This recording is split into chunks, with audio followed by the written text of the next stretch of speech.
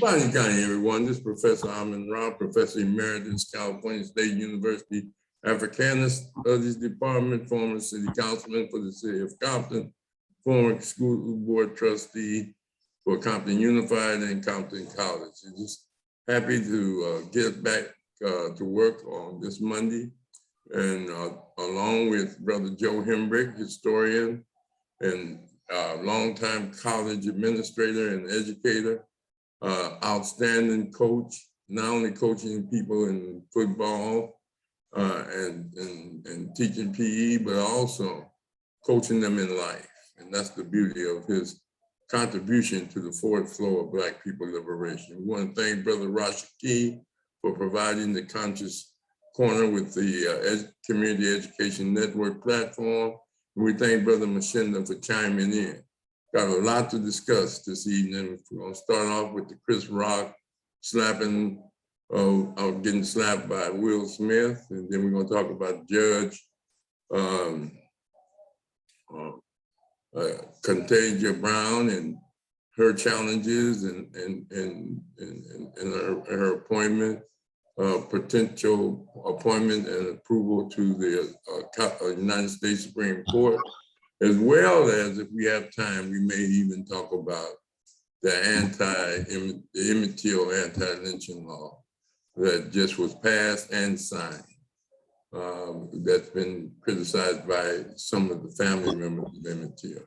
But Mshinda, we're going to start with you. Do you have any comments about Will Smith slapping, and do you think it was appropriate? Do you think Chris Rock deserved it? Do you think Will Smith was out of pocket? What's going on, Mshinda? How you feel about it?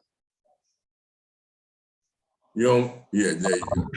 So, well, you know, I was flicking channels last night, and I actually watched that happen. That's about the only part I watched of that last night, and I thought it was part of the, when Chris Rock came out there. I thought Chris was, it was probably a skit. I mean, it's some kind of setup or what have you. Part of his presentation, his comedy, and but the way he did it, he slapped a man, and I just thought, I don't have too much stock in Will Smith. You know what I mean? I don't follow Will Smith too often. I've seen him grow up on TV, Fresh Prince, and all that kind of stuff. But he's a Hollywood dude that's out there making his money and doing what he got to do to make his money. But anyway, when the incident went down, when he slapped the guy, he was laughing as well. I was watching him laugh, and then I guess it wasn't funny to his wife, and so he had to, prove his manhood. Had to show his manhood and go up there and slap the man. But it was disrespectful, you know what I mean? Just, acting a damn fool. And then he wanted to talk about love when he won his Academy Award, with Serena's dad, King Richard Award. He was just talking about he wanted to be a vessel for love and all this kind of stuff. So it's hypocritical. It's kind of like for him to do that, that shows he's kind of, to me, he's just an unstable brother. He's trying to find himself to prove to your wife. I don't know what you're trying to prove to her. Y'all been together forever.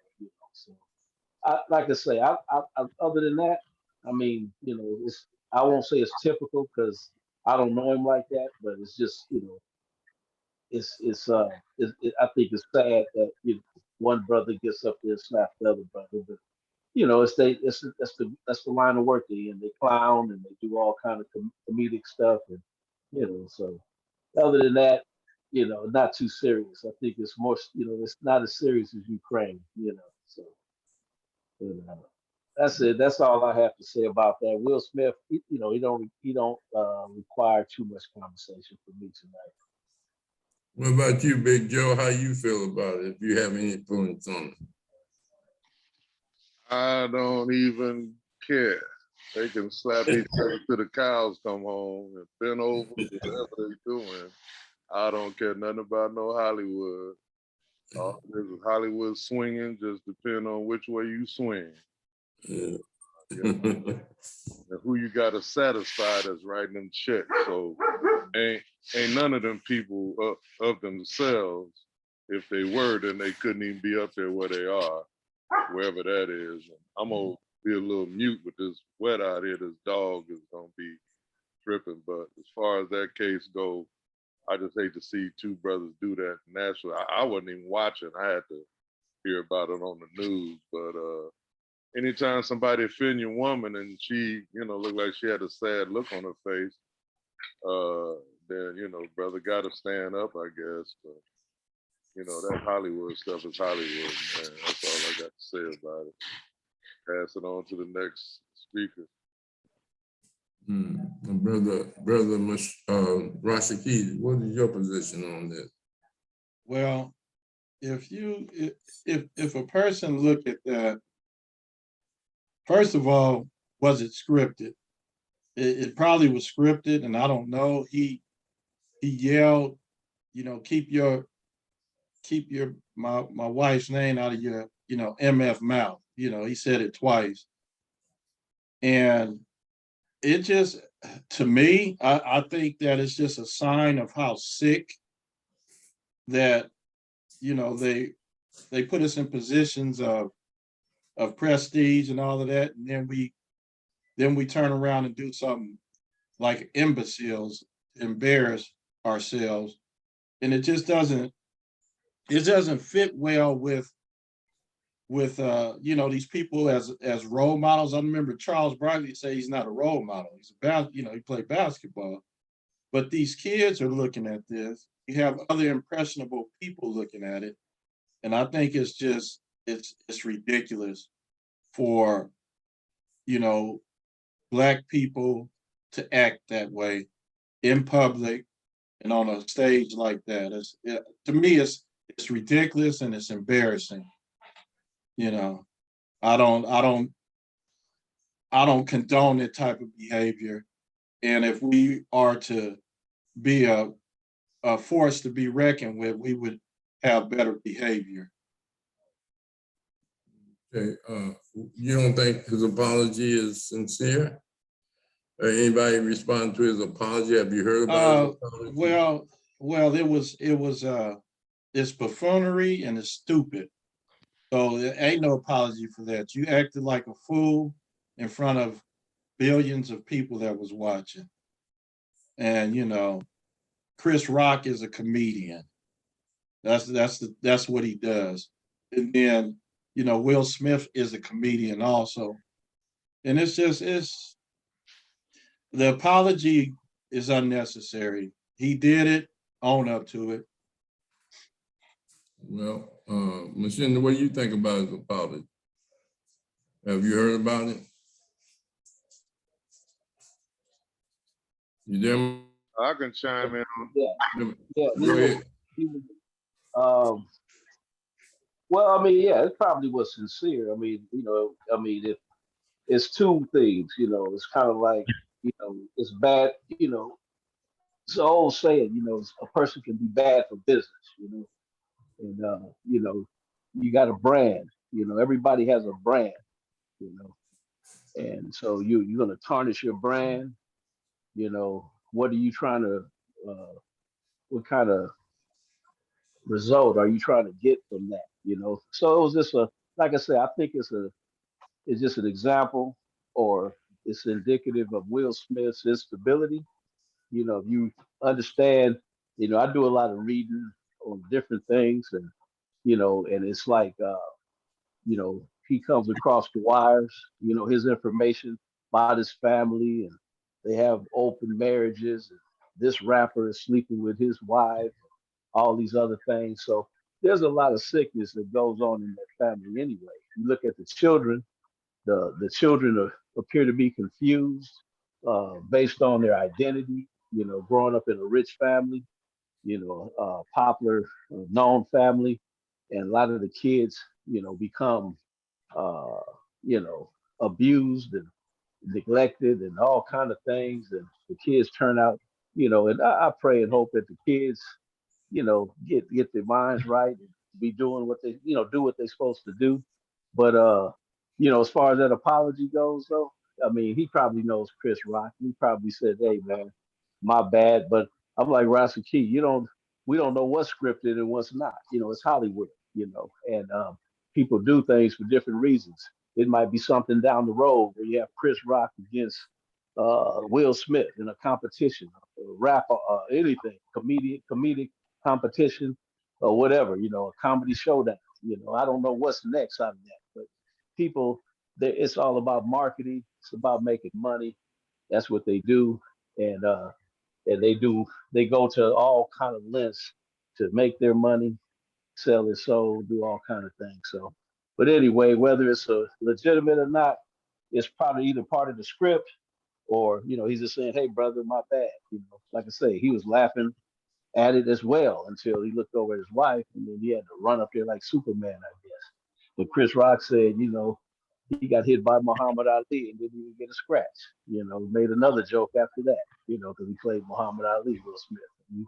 So, hey, that's it. So being a comedian, Chris Rock, that's he'll watch what he says next time if that was true. And if not, hey, more power to him. Have a good night. Brother Joe? Hey,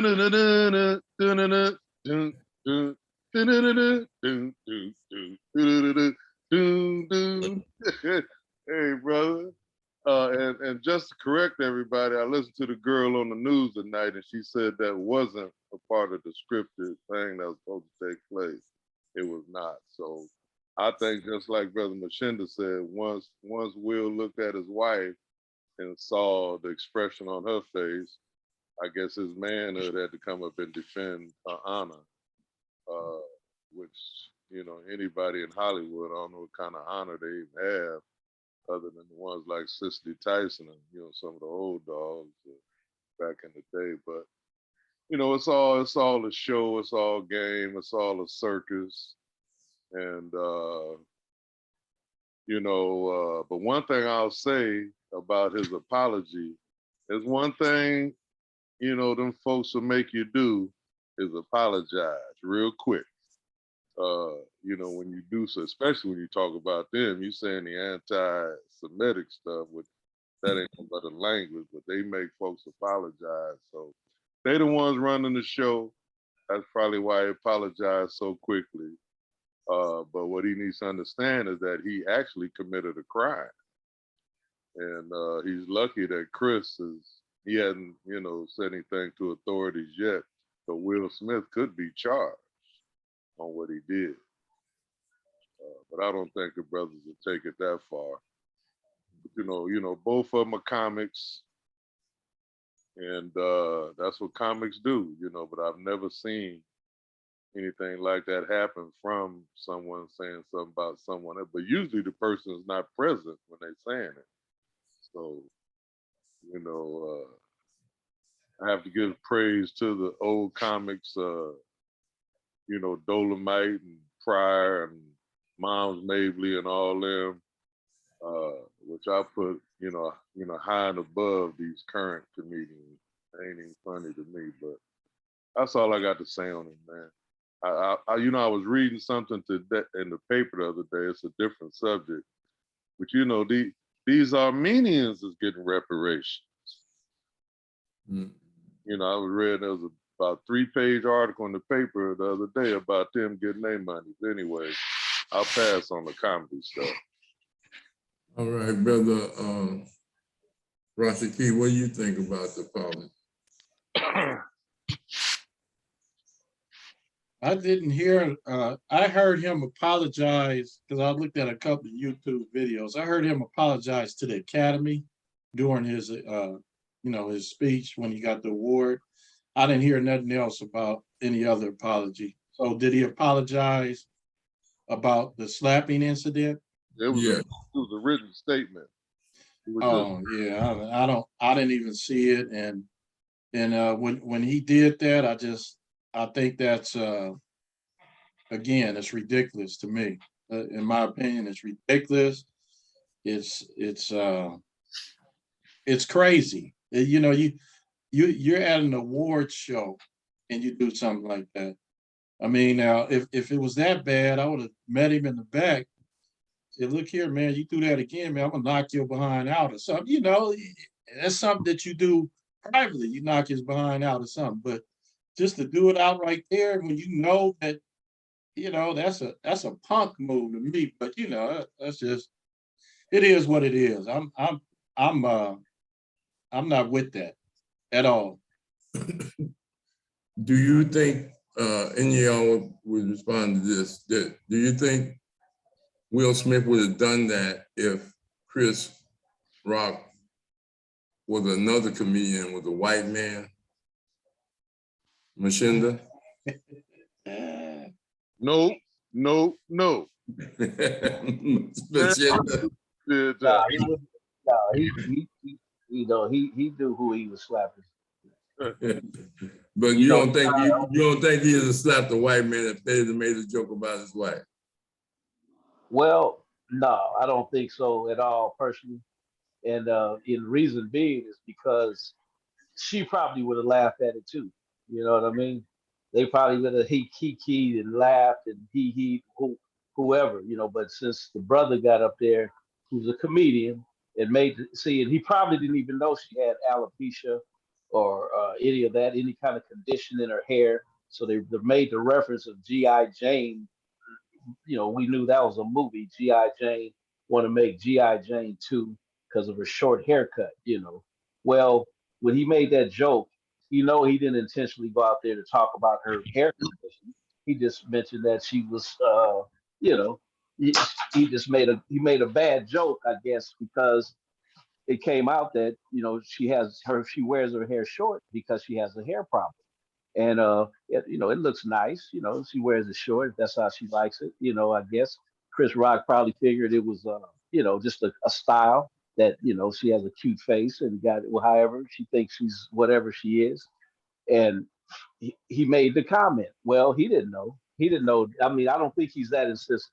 You know, you know, I don't know him personally, but I don't think he would have went below the belt like that. But when he made the joke, they said it was a bad joke.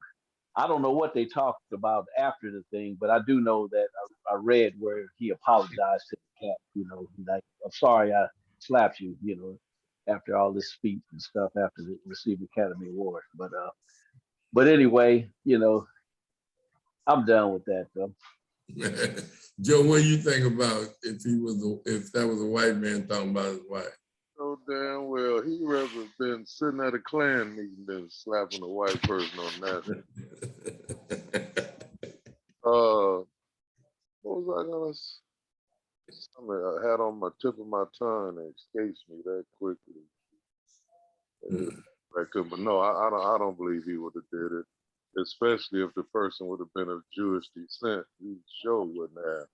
But he should have, Will could have came right back on him talking about if you'd take some of that Jerry juice off your head and put it on her head, it wouldn't have looked that bad. The Jerry juice off the top of his head, so that ain't his natural stuff either. You know, but Hollywood is Hollywood, man. You know, whatever they want to put out there, and they put it out there enough, people start to gravitate to it. Subliminal advertising, just like now you see all these, LGBTQ commercials, and when they're not that, they're always interracial. You know, that's what they're putting out there real heavy right now. So, you know, I guess to take the heat off of themselves, because it's always heat on them. And that's part of what's going on in Ukraine. You know, they control of them seaports. They were talking about that today, and now that Russia done got to the port, like they ain't caring about the rest of Ukraine. They just want to control that seaport, which is what it was about in the first place. But anyway, let's hear your perspective, Professor. Well, I'm gonna get to mine. I just want to get Rahh on would he hit a white man if that was a joke? Rashid Key.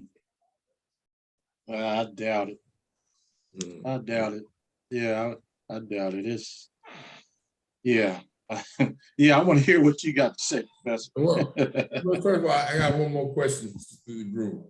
The other one is, there's a lot of people saying that he embarrassed Black people as a whole. I'm gonna tell you why.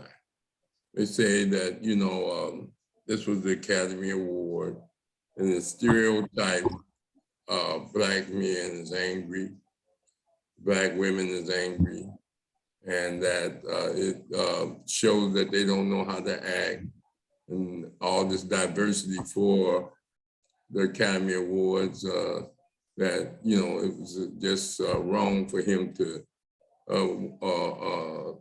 hurt all Black people that have to come behind him because the stereotypes that we're violent and that we don't know how to behave at upscale events, potentially.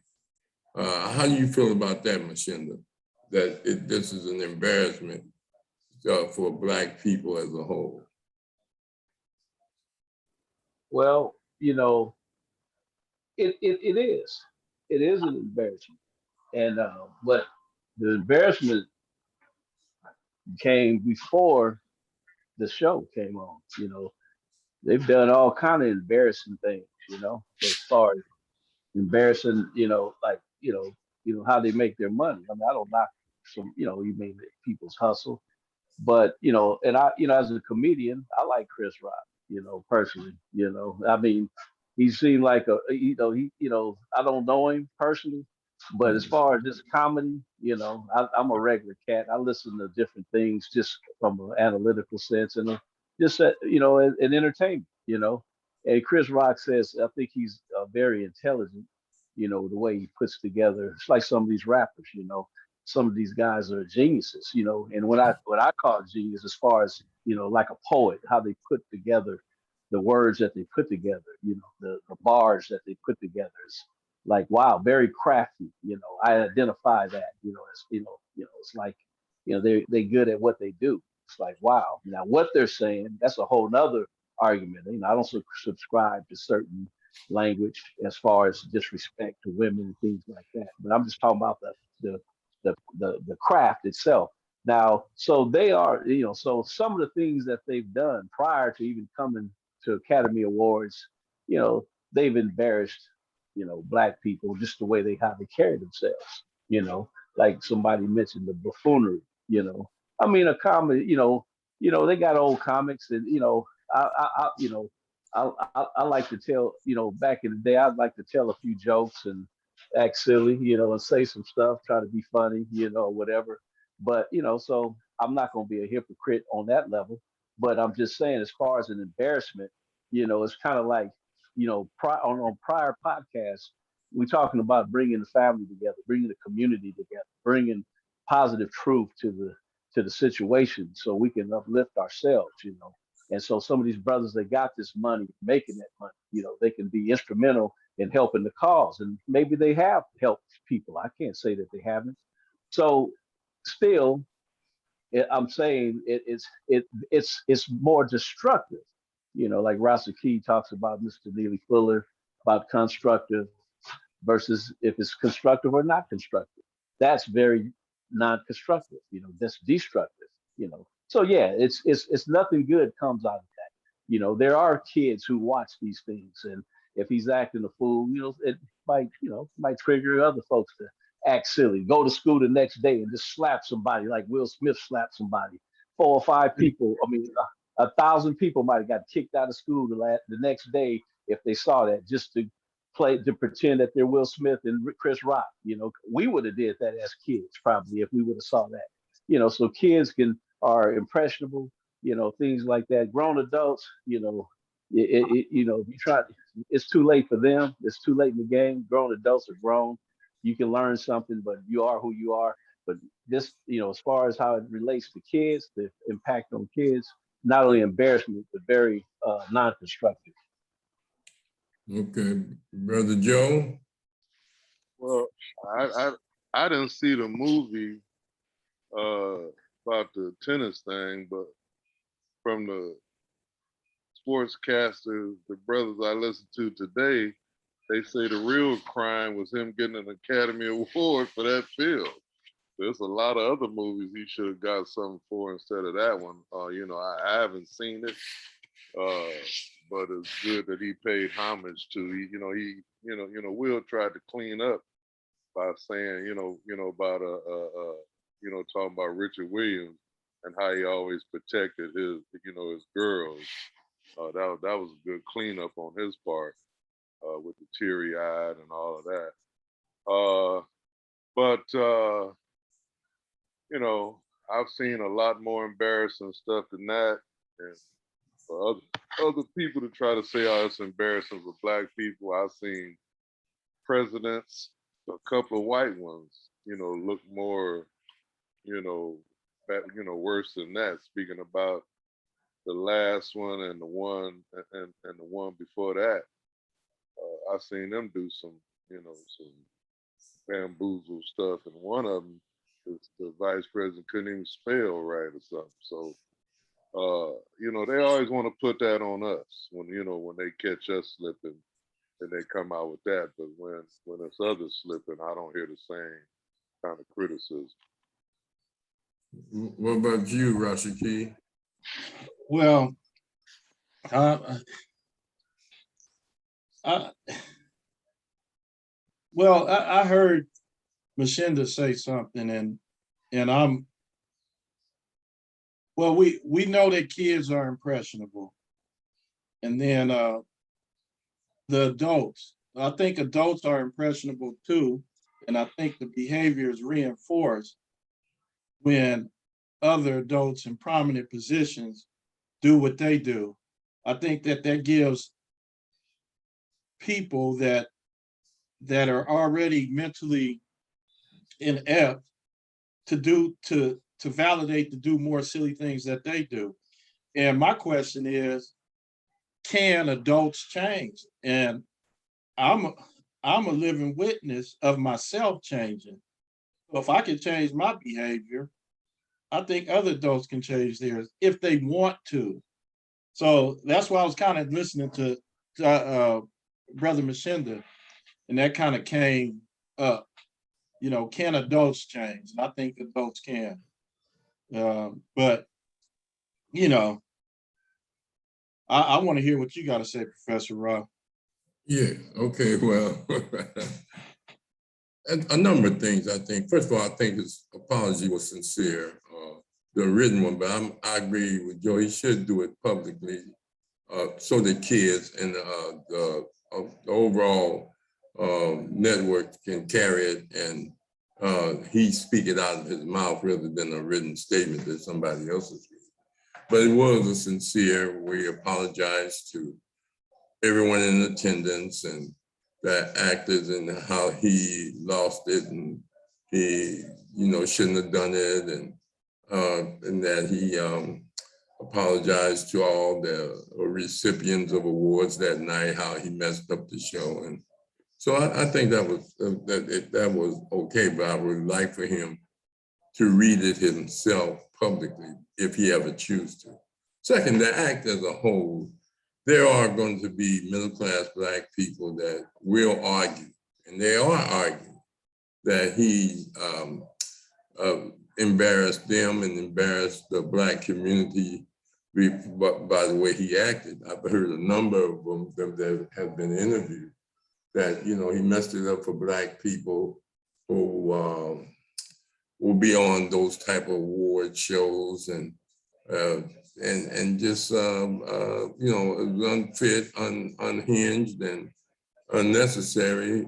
That's what many of them are saying. I forget the guy that they interviewed who was saying that. But the middle class has always felt that way, the crisis of the Black middle class. I don't think what he did reflects on all Black people and as a whole.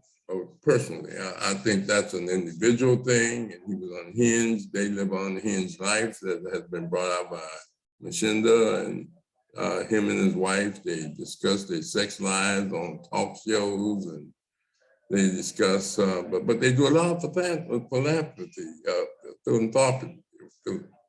They give a lot of money away to special groups, and I think Jana started a school in one of the Caribbean countries, and Will has always donated to Black causes and Black issues. But at the same time,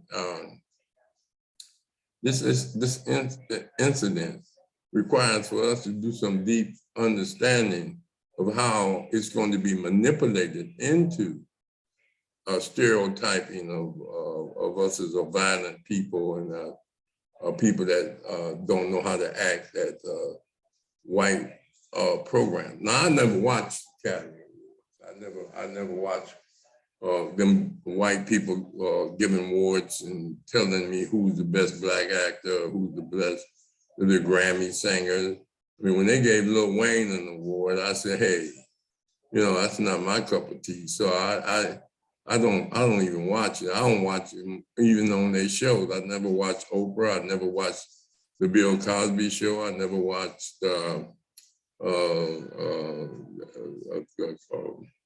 what's the guy that always Family Feud. I've never watched none of them because, as Rashiki brought out, there's a lot of buffoonery, and they're just trying to entertain. It's crossover entertainment. You know, crossover. Even Anderson had a show with his mama on it. You know, it's buffoonery. Acting as if there's no issues that we're faced with as Black people.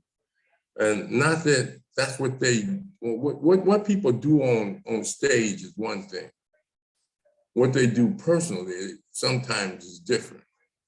They're you know, I mean, because they're acting, they're entertaining, they're getting a check for it, and this is what the system pays them to do, be buffoons. You know, white folks see Black people in terms of sex, entertainment, labor, and military. And after that, and taxes. And after that, you know, we're not Americans. You know, we're only Americans when they're in crisis and need soldiers to die for them, when they need somebody to make them happy. Look at the Final Four and the basketball playoffs and the World Series. Black people, you know, playing in states that vote for Trump, that have racist laws, racist practices, in Alabama, South, you know, all those places. And, you know, they're doing it for the money, they're doing it because it's a stepping stone. Then you have some Black people that take a position, like the young man that went to Howard. He said, hey, I'm going to a Black school. And I urged he was one of the top basketball players in the country. And he said he's urging the others to start going to the Black school.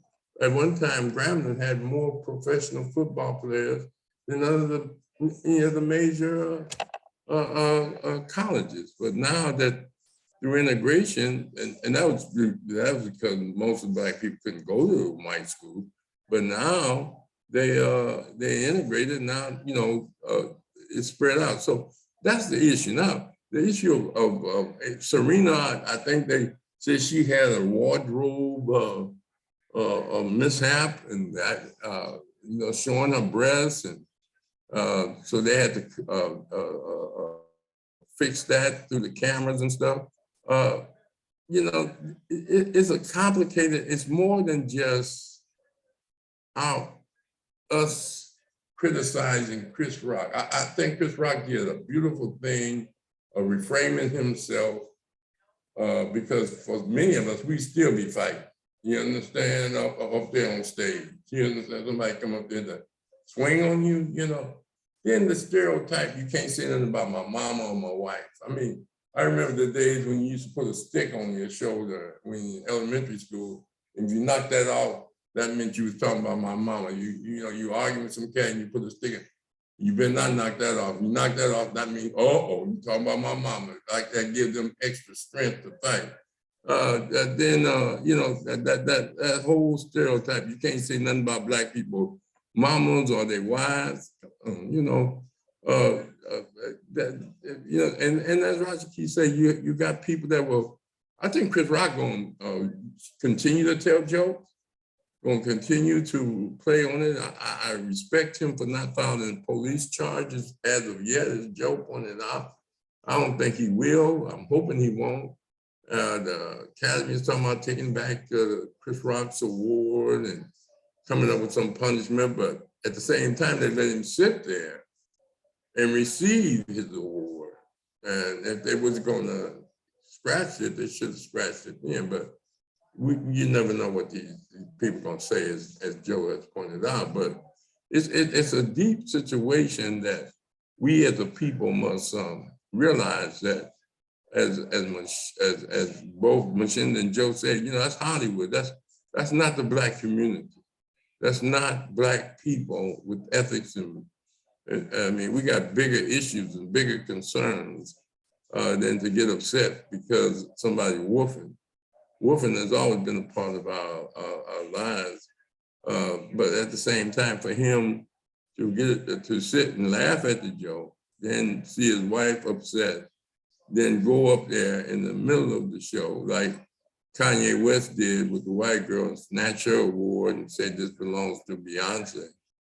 I mean, those things happen up there in that, but I don't see it relating to all Black people. It was not a Black event. It was not put on by Black people, although they organized and had major roles in it, as MCs and discussions and designers and things of this nature, and all the women, very few of them had on African attire or Jamaican attire or Brazilian attire or Haiti's attire. None of them made a political statement about the conditions of our people. Marlon Brando, when he got his award, he sent a Native American up there to accept it. So that was an opportunity for them to talk about the atrocities that we are facing, even if it was reparations, as Joe brought up today.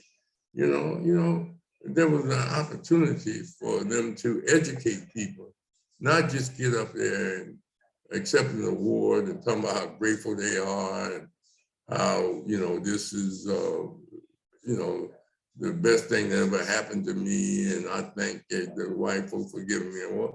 Yeah, okay, you say all that, but also take the opportunity when you have a captive audience to drop a message on the people. And that's my biggest criticism of them, that they didn't, rather than snap Chris Rock, you could have talked about the need for Black people to be treated better in Haiti, treated better on the continent. More Black people need to be educated and given an opportunity in the arts,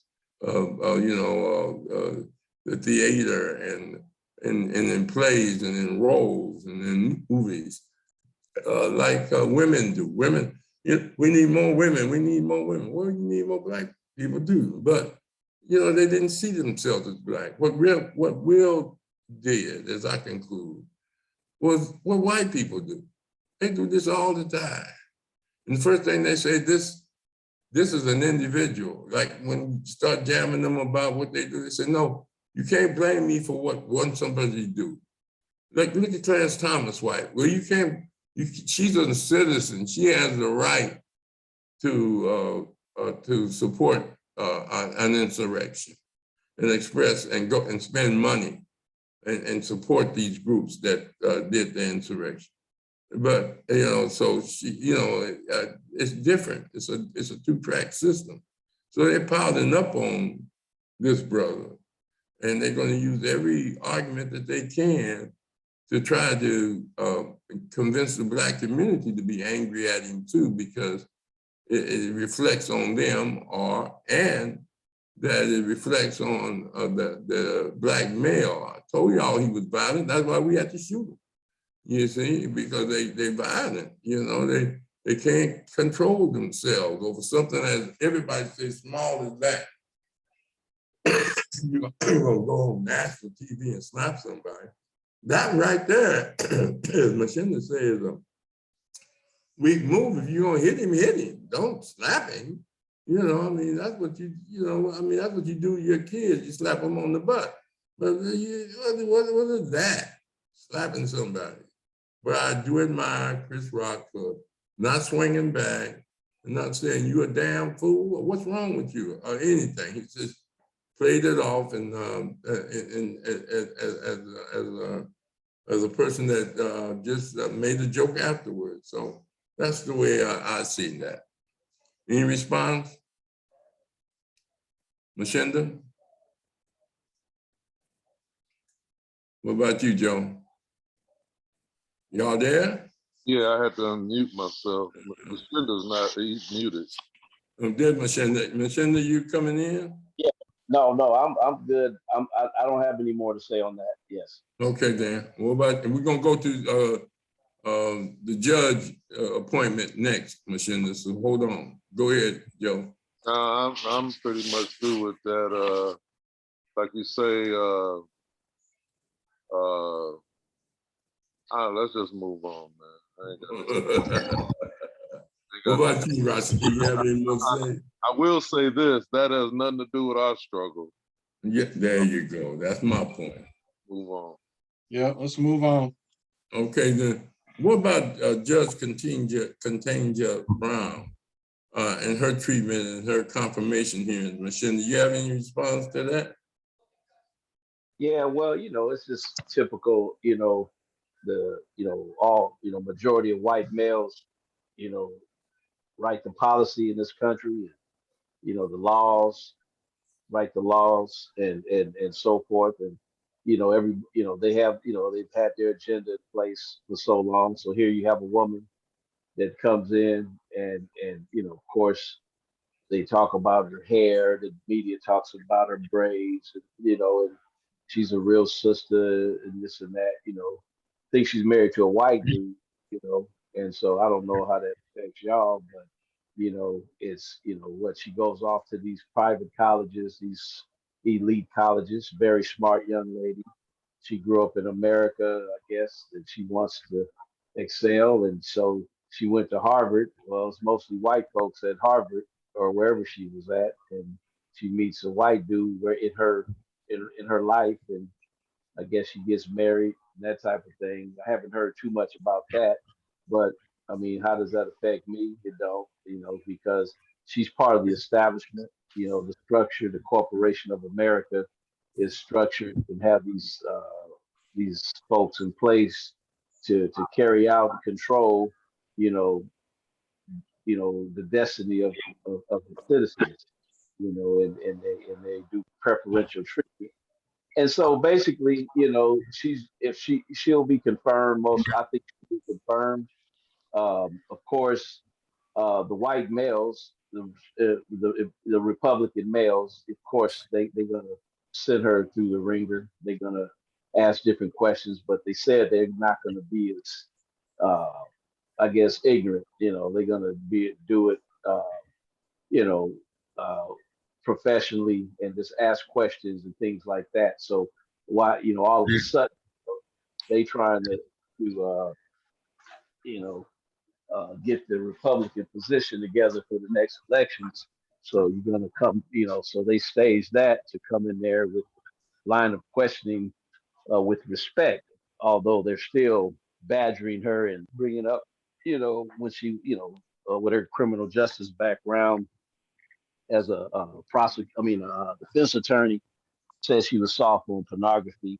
So they hammering her, doing a lot of hammering on her about that and all that kind of stuff. But at the end of the day, it's just a game. That's all it is. It's like a sport, but it's bigger than that.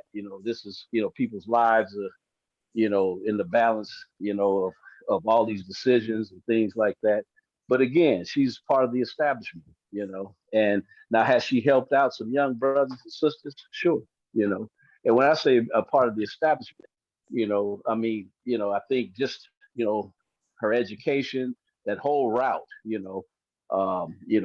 people get indoctrinated, you go through a rites of passage to you got to be invited to the party. You just don't move into the Supreme Court Superior Court, federal, appellate, whatever. You don't just, you have to have some connections, you know, and again, not one size fit all, but I'm just speaking generally speaking. So I think that you know, she probably was out there, seeing the atrocities being put on black folks in the judicial system, and so she probably, wasn't lenient. They call it lenient, but she was like, wait a minute, you trying to throw this person away forever, without, and so they're not talking about, how what she prescribed and what, oh, she's soft on crime and all this kind of stuff.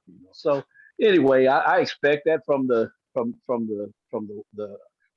white male. You know what I mean? He's a endangered species on the planet. He's fighting for his dear life, and so hate wasn't invented with her confirmation hearing. People are haters, and that's just the way it is. And I don't know what else to say. So I'm done with her. But Okay, Brother Joe, how you feel about hearing? Well, I didn't watch it, any of it. I just saw the news reports on it. I'll say this about both the sisters that are up there. If you in the bed with white folks, you damn sure can't be in the struggle. So I'll just say that point for both of them, Harris and Johnson. But the Republican male has to. We didn't have to, but because prior to her other appointments, they were all for until she got to the Supreme Court. And I really think that they more so object that it's a woman also, because those white males are, white Anglo-Saxon Protestant, that's their thing. But the sister Sharp, she's earned her stripes. I thought it was interesting when they was questioning her about defending some of the people that was locked up in Guantanamo Bay. Although the military were committing some war crime stuff that they was doing to them people while they had them locked up. And and I thought her response was classic. Like she was a defense attorney, and she was helping out her client defendant that she was representing. But we'll see. Like they got another, her and Clarence, both of them. He married to a white woman too, so they ain't stepping up for nothing for our cause. So let it be. All right, Brother Rashaki. I didn't watch any of the hearings. I saw some of the clips on just Democracy Now, and I'm not. I kind of take the position of Neely Fuller because he works with logic in what he presents to people, and the examples he gives. And I'm not one of those persons that's gung ho about being this person that wants to be a part of this country, in a sense that what we've been through and what we're going through is not meant. It never was meant for us. So I'm not into us being, really. I want to say this where you guys can understand my point. I'm not into this, the first this, the first that. Matter of fact, I have a paper on the website called The First. Why would I want to be around people who enslaved me, who don't care nothing about me, and don't want me to be a part of their thing? But like you mentioned earlier, Rahh, they, whatever they can benefit from us, that's when they include us. You know, they manipulate us and take advantage of our wisdom and genius and just use us for the benefit of the system. So I'm not really interested in her being the first Black woman in the Supreme Court, because we shouldn't be in a color context, period. So my position is, okay, fine. You're the first to join up with the Ku Klux Klan. That's fine with me. You know, you want to be a part of that? Fine. You know, you want to marry white people? I don't think nothing's wrong with that, but it's wrong in the context of the system that we live in, because we're treated unfairly and always have been since the inception of the United States. So I can't get into it. You know, I'm pretty sure she's a highly intelligent woman. It's a lot of people that's highly intelligent, but to hook up with them to further the cause of white supremacy, racism, I can't get with that. You know, I mean, you know, I'd rather just listen to you guys talk about it, because I'm not even interested. I said in one of my papers, I want to be the first or the last to see white supremacy and see it go. I want to be one of those people to see this messed up system out of here.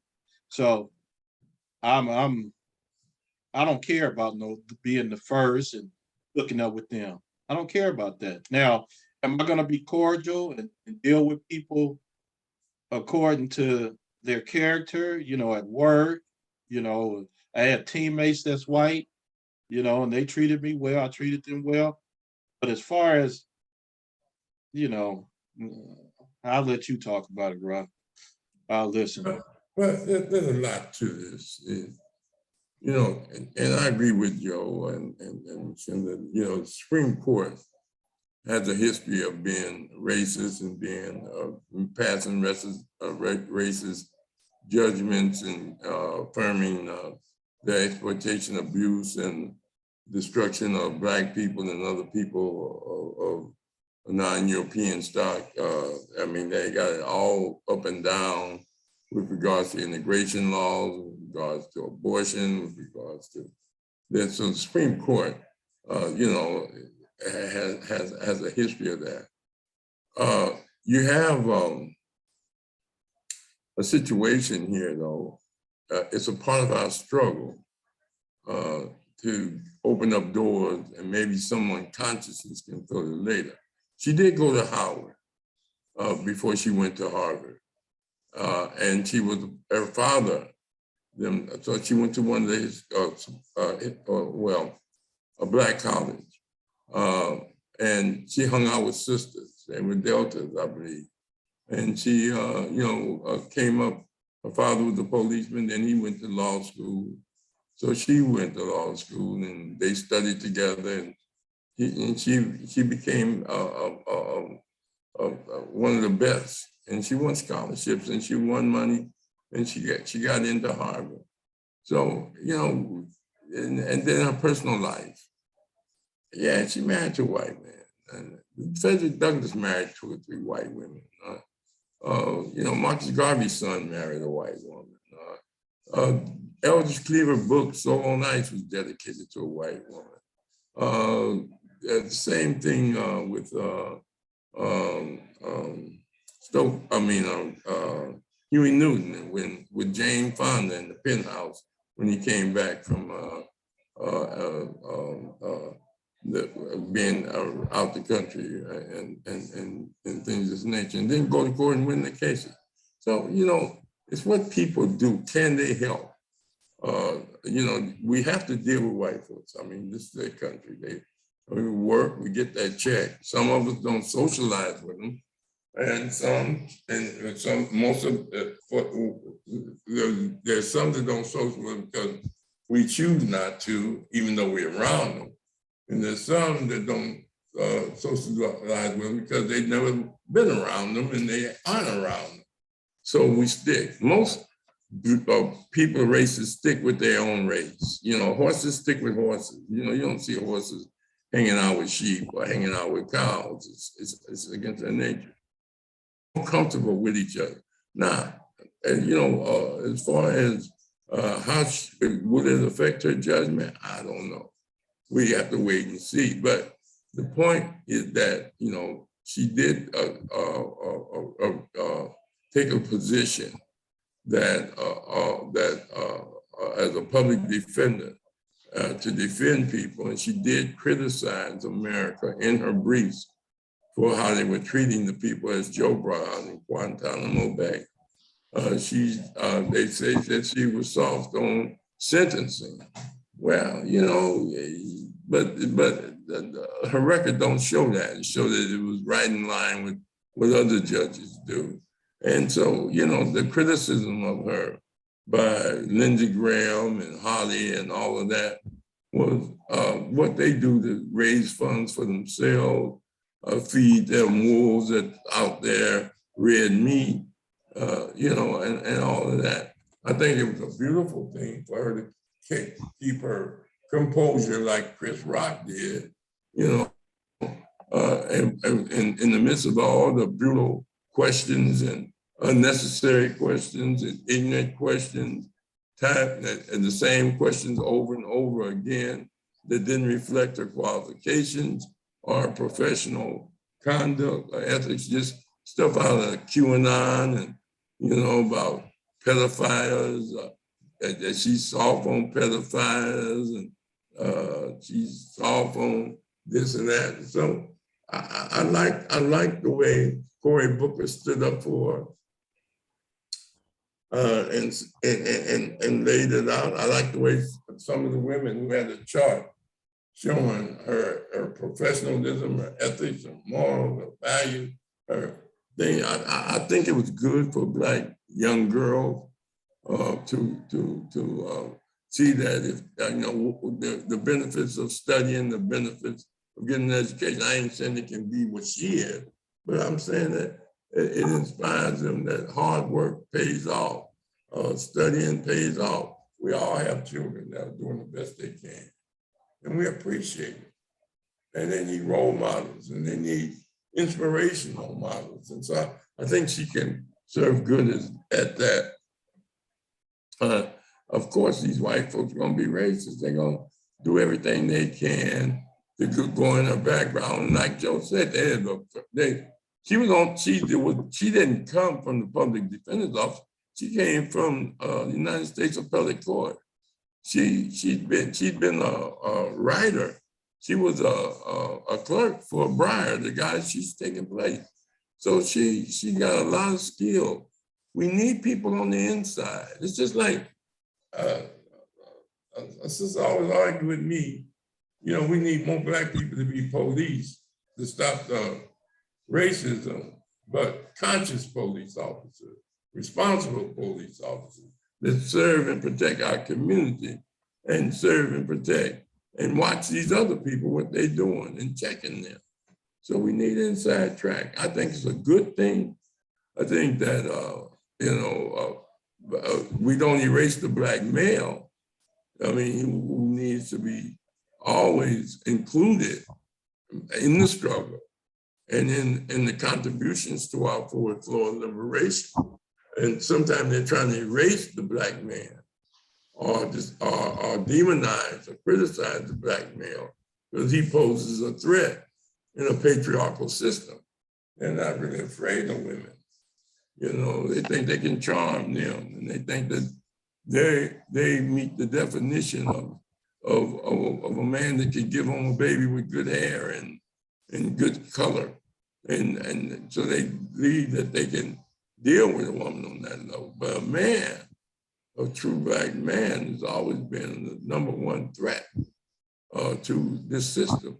And at the expense of getting her on the Supreme Court, we still got to hold up the brother, the conscious brother, not the Clarence Thomases, but the ones that really stand up for our liberation. So I thought it was a good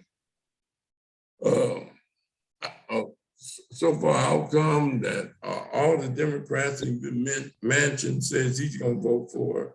So even if she don't get no Republican women or men, she has a good chance of being affirmative and being a history. I think we need to control the narrative about why it's important to us as a people, not to this country, because that's an indictment of the country to say, you've been here over a couple 100 years. This is the first time you're able to vote or nominate a Black woman for the Supreme Court, or is this the second one? I think she's the second they argue by somebody named Motley. But I'm just saying that, it's like Shirley Chisholm, she's running for vice president for the Democratic nomination. It's an indictment on the racism of the society, as Mshinda brought out, for us to be the first Black people in Rashiki. Don't be, what do you mean the first Black? Why is that? Because the reason she's the first, because you denied so many other people. So, she's breaking barriers, and we have to look at it as a part of that. Her nomination came because of our role in getting Biden elected, role in getting the senators out of Georgia elected, our role in getting ourselves out of slavery, our role in getting our people out of sharecropping, our role in fighting for reparations. All of that is a culmination that leads up. As Joe said, she didn't get there by herself. She got there at the result of our struggle and to revolutionize this society and liberalize it and make it more responsible to the people as a whole. And it may be like Rotsky said, the elimination of whites. And that's what Mshinda said, they're fighting to stay white and to stay racist.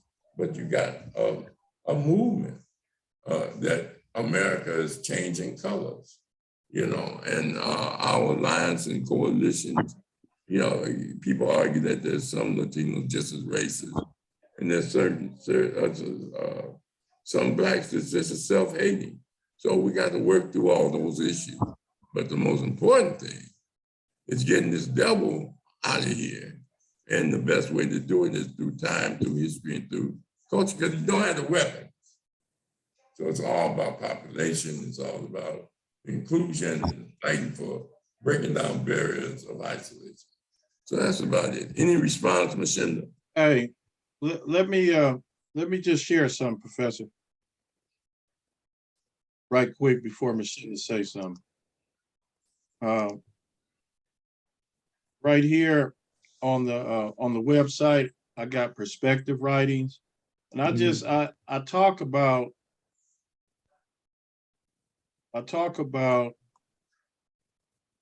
the first, and I don't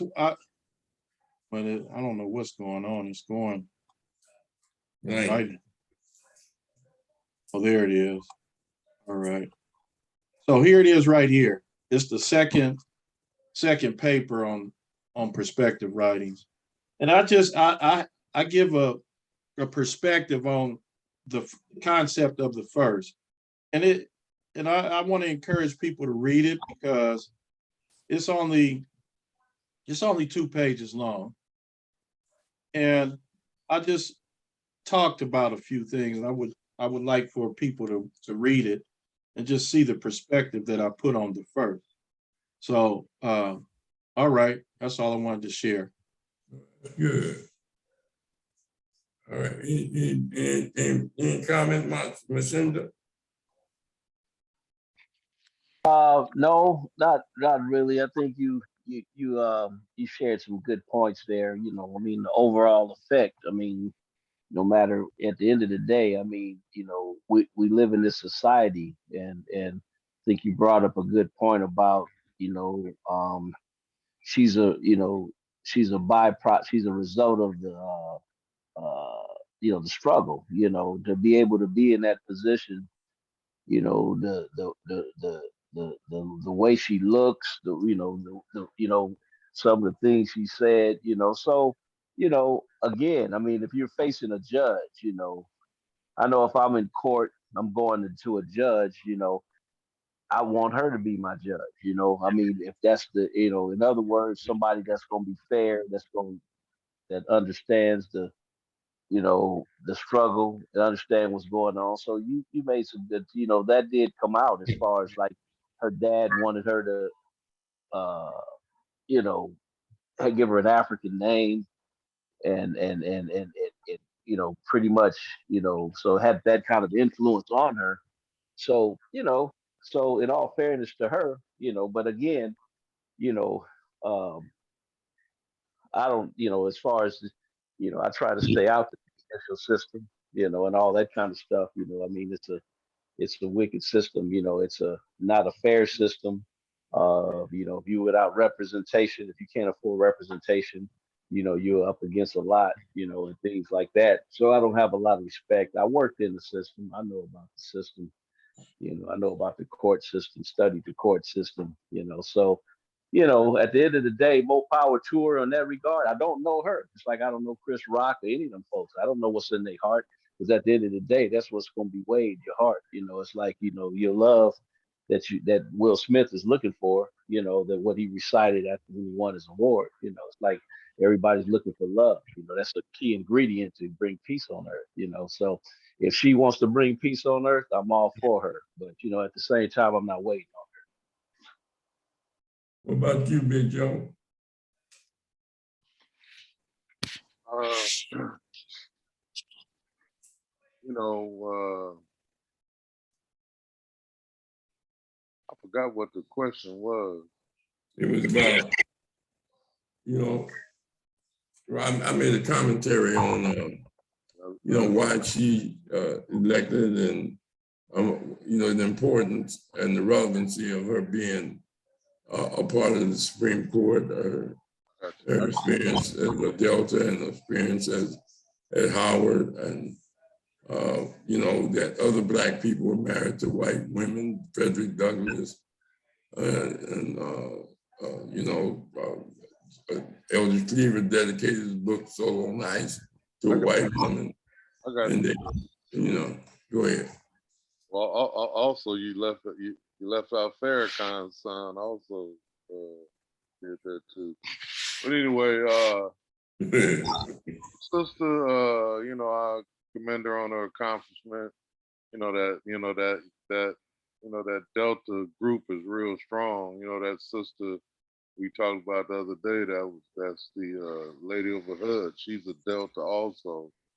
And from what I understand by from my folks that's in that Greek world, and Delta's got a whole lot of money. And an influence. But the thing I hope that comes out of her appointment, like Brother Mshinda, I believe he said that, that she is, gives some inspiration to some young sisters who want to go in the law. They don't necessarily have to want to be judges, but there's lawyers and there's a PO. It's all kind of long string of jobs that's in law. So hopefully some youngsters will get some inspired from seeing her and whatnot, and maybe that can be a positive thing. But like I say, we still behind enemy lines, and that's the way it is. If we can get a couple of inches, let's take them couple of inches and dig in until we can get a couple more inches. But I still think we need to, kind of deal with self as a group to really, accomplish what we need to be accomplished. While we're here in this country. So that's about it on that. All right. More power to the system, and I hope she makes a difference when it comes to those votes. Well, it's still outnumbered. It's still 6-3. Conservative, but those are dissenting decisions. And then once, if they ever get the majority, they can go back and, move on some of the unjust things that's being done. The important is to have somebody there 95% of the cases that come before the Supreme Court don't even get heard. They just, they just pick and choose the cases that they want and the rulings. So those will be it. Rashaki? I'm good. Okay, you good? Well, why don't you go ahead and close this on out then, brother? Okay, well, we got Sister Making It Happen coming on Wednesday. And she's going to be talking about closing out the Women History Month. So that should be interesting. I know Brother Mshinda likes Sister Making It Happen coming on and doing her bits. So it's good that she's coming back on. So we haven't heard from her in a while. So it'd be good to hear some things she's gonna bring to the table. All right. Well, Monday we got a brother named Ronnie Foster. He's a brother out of Compton and Watts. He just spent 2-3 months in Ghana, and he just finished a book of poetry, street poetry. So he'll be on next Monday. Okay. Good. I'll Well, send you his information. okay. So each one teach one, Conscious Corner. I want to thank everybody for chiming in. Made some good points, good confident, good perspectives. Both Mshinda, Brother Joe always gonna be sharp, and Rashaki. Asante Sana. See y'all Wednesday. All right.